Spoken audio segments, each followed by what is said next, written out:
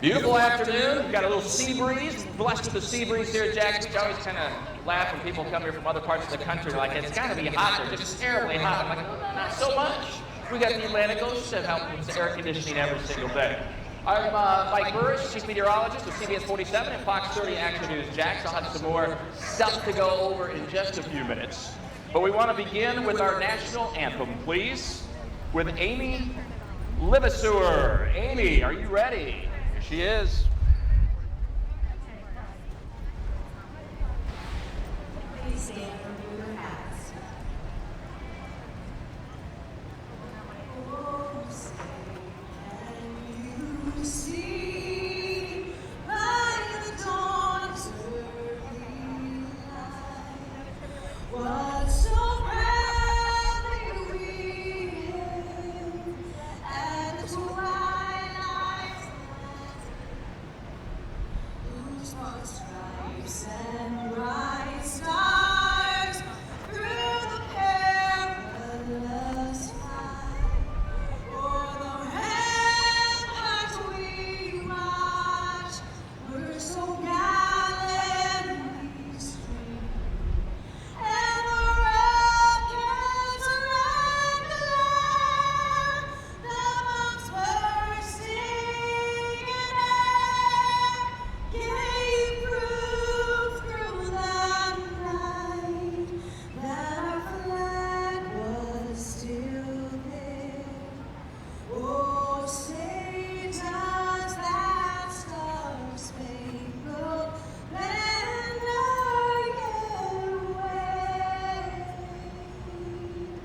o'er the land of the free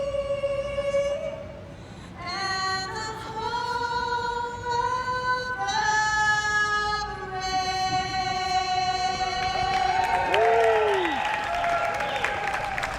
Well done. What's your daughter's name?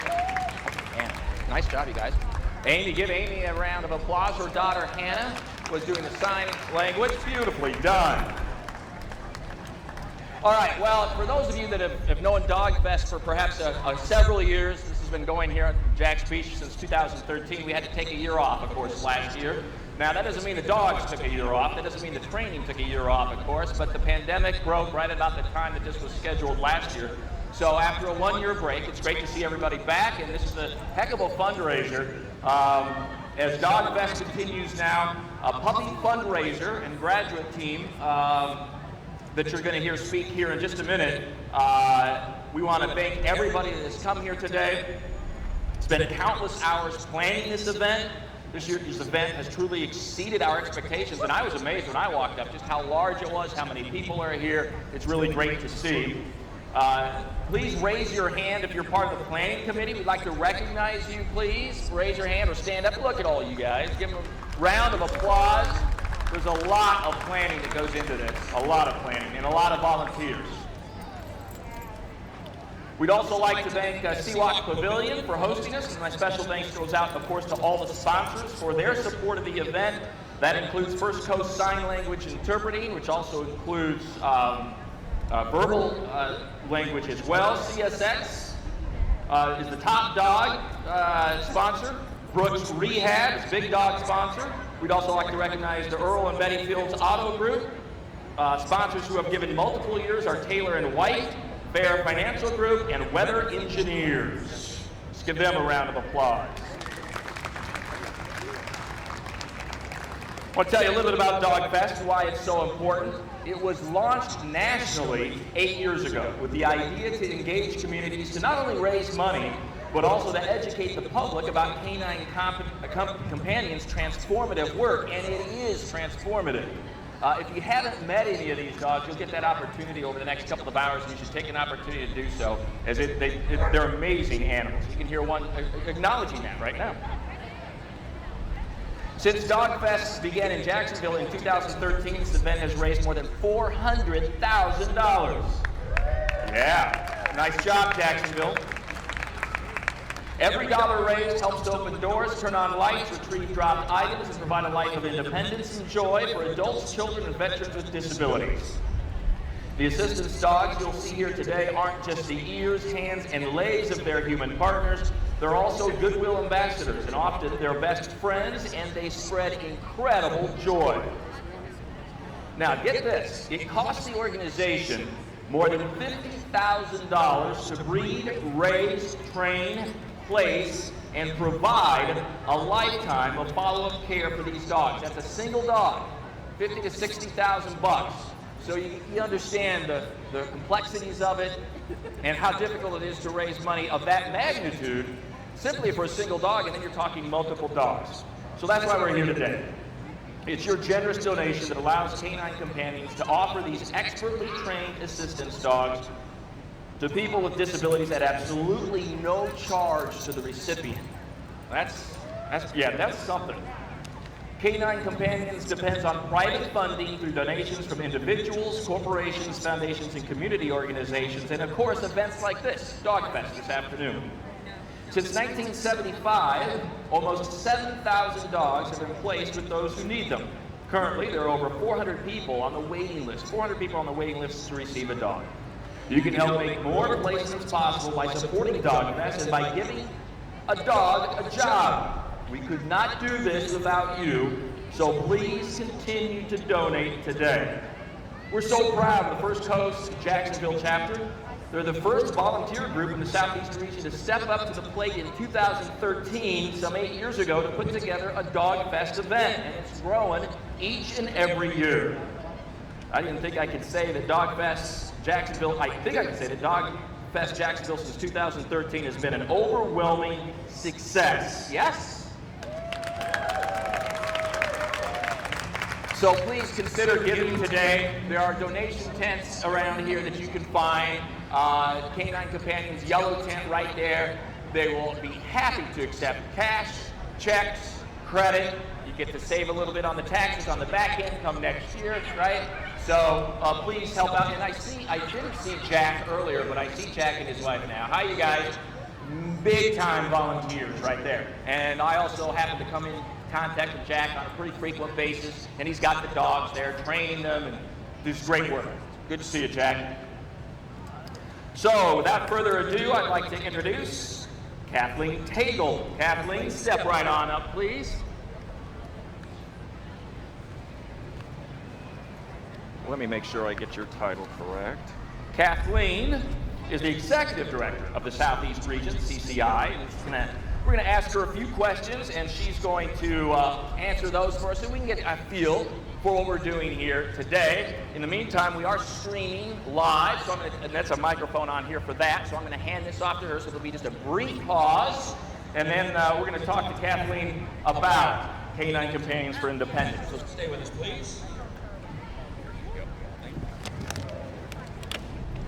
Just give us a second here. The event goes on until 4 o'clock this afternoon, guys, so there's plenty of time to stroll around, meet dogs, do it again, donate. Of course, Kathleen, are you all ready to step up? I am ready. All right, she's going to first tell us, Kathleen, all about Canine Companions for Independence. Oh, sure. Thank you very much, Mike. Appreciate that. Sure. Canine Companions is the largest and oldest service dog provider in the country. We are recognized for the excellence of our dogs and also the quality and longevity of our placements with our dogs and the people we match them with. Our dogs learn over 40 different commands. So they learn how to open a door, close a door, turn on a light, turn off the lights, pick up things from the ground. All these things are very useful for our folks.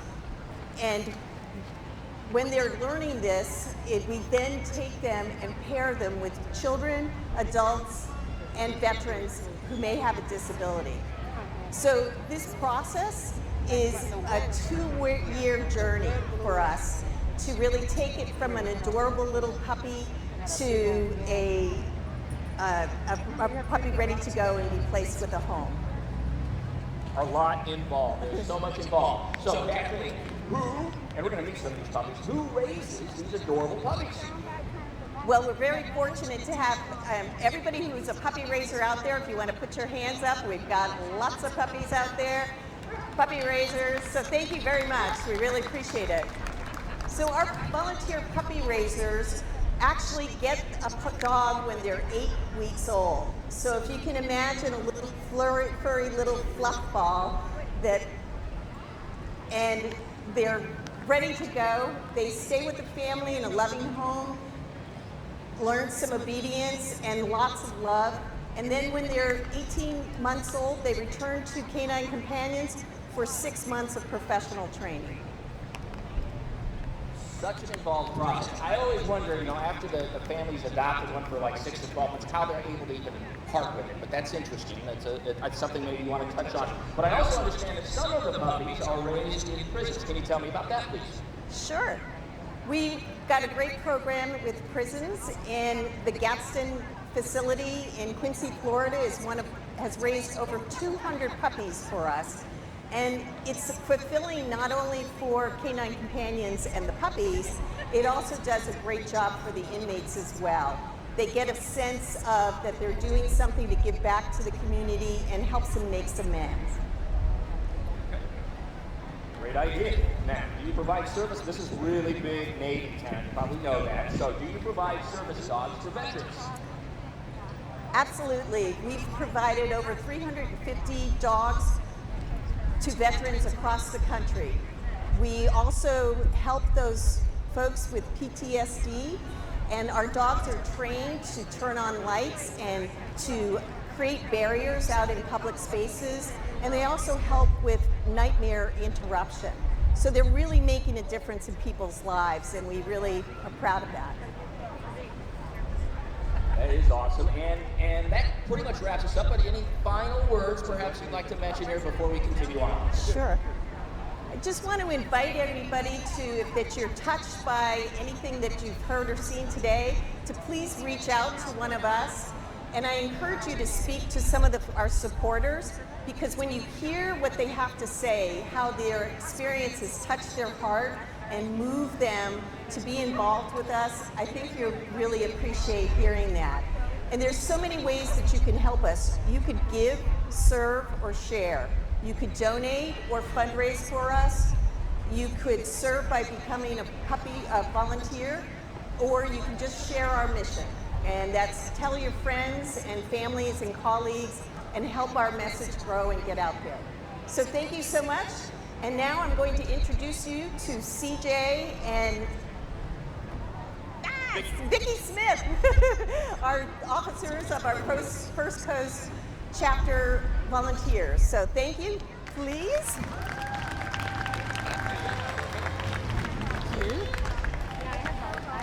Talk right into it, you guys. Okay.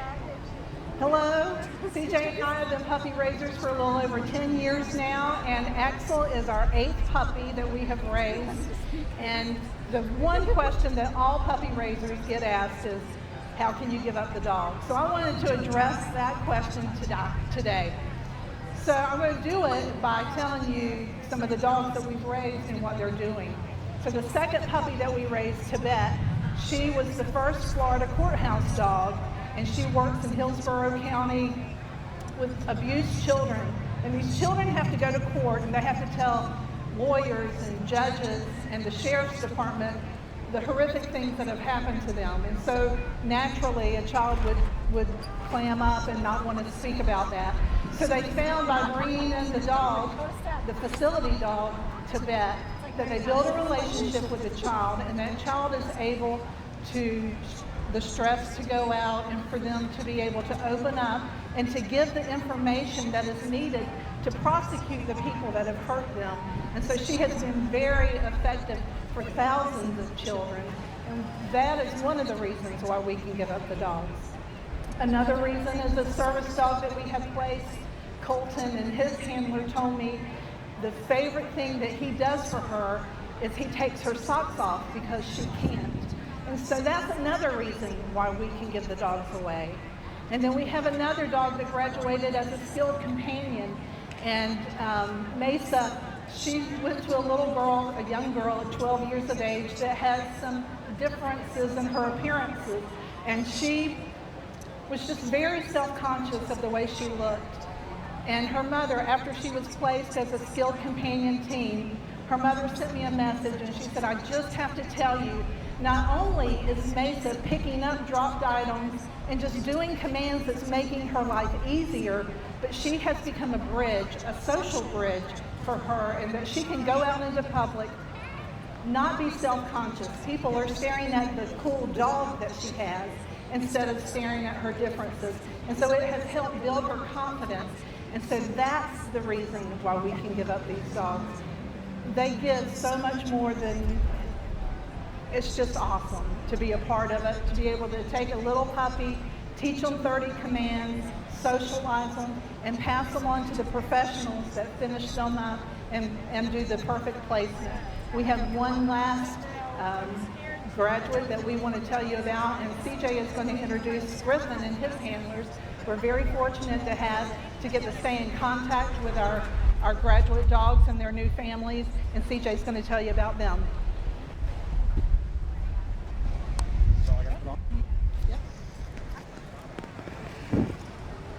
Well, good afternoon, everyone.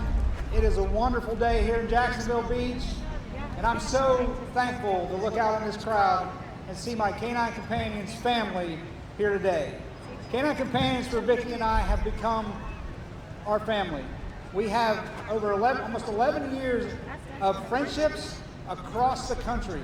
We have friends all the way California, New York, South Florida, Central Florida, and it's so special to see you all here today. We thank you for that. When I retired from the Navy in 2005, I had a desire to keep serving my sailors who had gotten injured in the war. Canine Companions became that organization that I partnered with because over the years they've given over 600 dogs to veterans who've had disabilities, a lot of them war-related. Last November 2019, I had the opportunity to pass the leash, not to pass the leash, but to give a coin to a retired, or actually active duty colonel who was receiving his second graduate dog. And it kind of brought everything full circle to me, from my retirement, providing dogs for veterans with disabilities, and then being able to present this colonel who was an amputee, still on active duty, to get his dog. And it just really makes my heart sing. We have given a lot to this organization, and we have gotten a lot back from this organization. And one of the special things, like Vicki mentioned, was the fact that we get the opportunity to see our dogs again and become family with the recipients. So I have the honor today to introduce our 7th dog we raised, was Griffin. Griffin was a Gadsden dog. As Kathleen mentioned, Gadsden raises great puppies. And we had the opportunity to finish Griffin. Griffin was actually named by a sponsor to DogFest back in 2013, 2014, and that's Black Knight Financial Solutions. So Griffin was placed with Dusty and Kelly Tolley. They are a husband and wife team, and they co-own Mount Pleasant Pediatric Therapy in Charleston, South Carolina.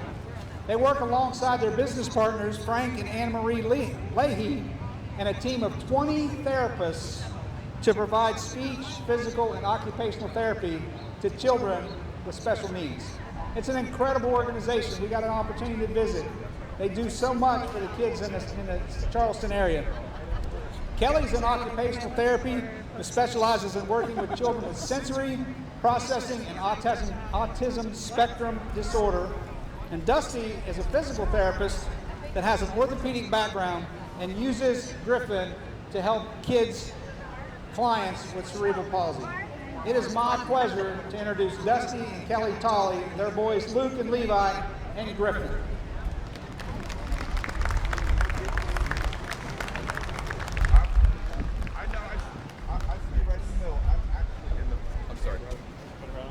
I'm in the very, very middle. Very straight out of the camera. Griffin, down. Straight out of it. Down. Griffin, down. Good job. Good job. Good afternoon, everybody. We are very, very excited to be here today. We are so proud to be part of the Canine Companions for Independence family. We were newly adopted into this September of 2020, right in the middle of the pandemic. We got to go down and do some training to be paired with Griffin. Griffin, sit. Yeah, a little bit. I mean, it's So- not a regular. Good boy. So this is Griffin. He, like I said before, he got to spend some time in prison, and then he got to spend great time with CJ and Vicky as they were doing their puppy raising with him, and then he went to professional training, which is college for Griffin. He can do over 40 commands. He can do incredible work.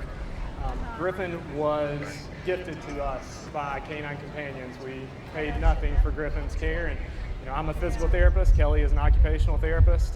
And we get to use Griffin on our day-to-day basis at work. He works a 40-hour shift every week, which is fantastic. As part of what we do as pediatric therapists, our goal on day one with meeting with a client, with a patient, regardless of what's going on, is for them to fall in love with us. And sometimes that's hard for a big, goofy guy like me, but it is not hard for Griffin. As soon as he walks in the room, they're smitten. And we've had kids come in that were afraid of dogs, and by the time that Griffin spent some time with them, they were in love. And they've gone home and they've told their parents, we want a Griffin. And they said, okay, so you want a dog? And they said, no, we want a black dog that's about this tall and only talks when we tell him to. And that's what Griffin does. Kelly and I were talking on the way down here, and we did drive from Charleston, South Carolina, and so we're thankful that we had that long of a trip, because we had so many children that we considered talking to you about today. One of them in particular is a friend of mine who has Duchenne's muscular dystrophy. It's a fatal condition, and it's a very sad condition. As he ages, he continues to lose mobility, and eventually it will be a fatal condition. And physical therapy for him has been a very long-term process. He started early and worked on continuing his range of motion and making sure that he could continue to stay mobile. And at this point in his physical therapy, we're working on range of motion. Unfortunately, he's lost the ability to walk, and it's not always an exciting thing to come to PT. It is sometimes a reminder of what he's lost. And we were kind of going down that road, and his compliance wasn't great, his attendance wasn't great. And then Griffin came, and he has fallen in love with this dog, and he makes every session, and he can't wait to be here. And we've actually taught Griffin how to do some of the stretches. And this client makes sure to tell me every session that Griffin is a better therapist than I am, and I'm okay with that. Some of the other kids that we thought of, we have a little boy who is 4 years old and has dyspraxia. So what that means is that movement is hard for him, and that could be walking, that could be riding, that's talking is very difficult for him. And so for some of you guys, if you've done things that are hard for you, that are almost impossible, that can be sometimes frustrating. And then you add a therapist sitting beside you telling you how you can do it better, and it gets really frustrating. And so this little 4-year-old boy has a lot of frustration and some behavior issues. He doesn't always like coming to therapy until Griffin showed up.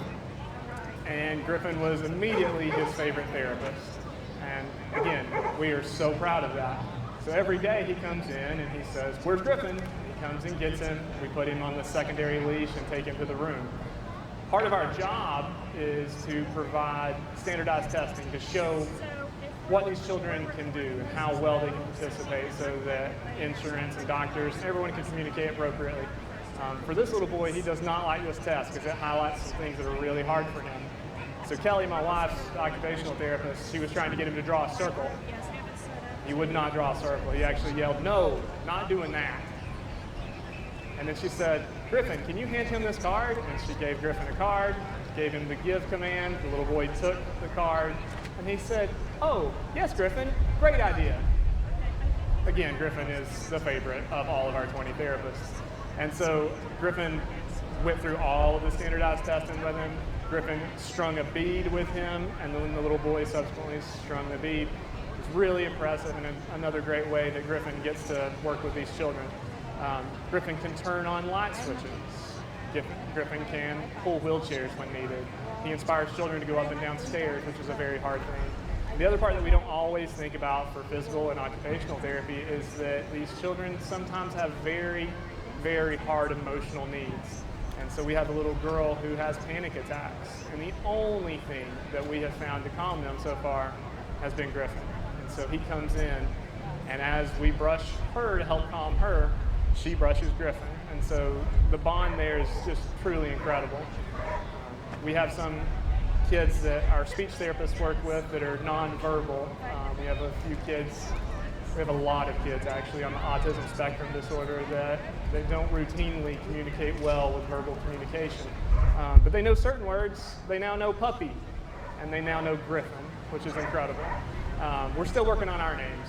Dusty and Kelly are a little bit harder, but Griffin apparently, that's the one they get. So the amazing part about this is, again, he was provided to us free of charge, that everyone here, and Griffin being a Jacksonville product, a lot of these people that you see in these volunteer tents had a product in raising him. They helped, whether that was financially, whether that was donating their time or their efforts. They helped bring us this wonderful therapist that gets to interact with children on a daily. We see over 400 kids every week. Griffin works with most of them, and his skills are incredible. He gets to come home with us tonight, and then our little boys wear him out all night long. So he works all day long. He is a fantastic dog, and we are so proud to be part of Canine Companions family, and we're thankful for all of you and the donations of time and money and interest that you made in his pursuit so that we could be good advocates for that.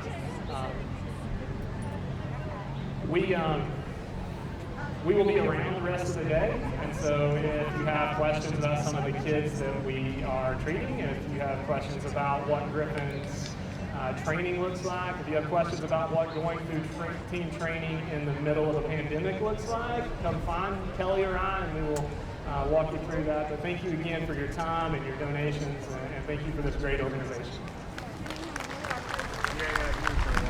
Yeah, Griffin, let's go. Thank you. It's a great real-life story, right? Can they hear us? Has it already. And by the way, Vicky and CJ, Okay. we saw right there, Sorry. that's they're our 8th dog already. So yeah, it's pretty amazing. It's been around a while. Now remember, we've got another 2.5 hours of the festival here at DogFest. We have Jacksonville Jaguar cheerleaders right here at the front. There you go. We're going to be here for about a few more minutes. They have guaranteed nothing less than at least a winning season coming up. Right, ladies? Yeah, all right. We also have dog glamour shots on the beach. Those are really cool, so you can do that. We have the donations at the registration table, please. Again, remember, you see the signage here. Volunteer. You can apply. Donations, all acceptable, all wanted, all needed. Checks. Oh, I knew I'd forget that. I forgot my streaming microphone. So remember, we've got the, I'm going to start kind of at the beginning there since we were streaming. I want to mention that we have several things going on again through the next 2.5 hours. The dog glamour shots on the beach, donations at registration table, right, that yellow tent, and make sure you take credit card, checks, cash, take your pick. Be safe, wear a mask when and if possible. A little bit of social distancing is always good. I have my mask somewhere here. Oh, I just tore it, but anyway, there it is. Supporters. I want to mention the sponsors and supporters one last time. First Coast Sign Language and Interpreting. That's where this gentleman is from. They also do spoken language interpreting. We want to thank you very much. Well done. Appreciate it. CSX sponsor. Brooks Rehab, the Earl and Betty Fields Auto Group. Sponsors who have given multiple years are Taylor & White, Fair Financial Group, and Weather Engineers. It wouldn't be possible without those sponsors. Give them a round of applause, please. So Canine Companions are kind of scattered about here this afternoon. If you want to talk to them, if you want to learn more about it, they'd certainly be willing to answer questions. No doubt about it. You get a chance to meet some dogs as well. The Jacksonville Jaguar cheerleaders will be down here at the front. There's plenty of activities, of course, as you can see around here, and enjoy the beautiful sea breeze that we are so blessed to have virtually every day from spring through summer right here in Jacks Beach. And you'll also see a story on this on CBS 47 and Fox 30 Action in Jacks tonight. Thanks, you guys. Enjoy and donate as much as you possibly can. Appreciate it. Oh, and next up, kids from Bach to Rock will be coming up here in just a couple of minutes. Come on, let's get a